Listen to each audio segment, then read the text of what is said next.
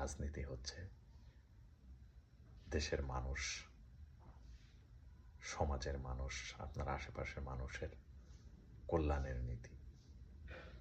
অন্যায়, অবিচার, অত্যাচারের বিরুদ্ধে কথা বলার নীতি। কিন্তু আমাদের সমাজে রাজনীতি মানে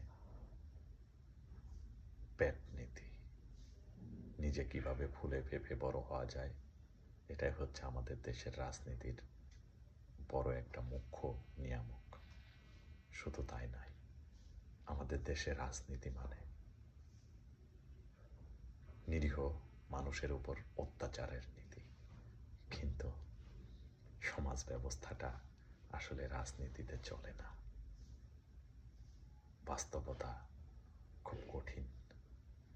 So I want to say everyone, thanks for your patience.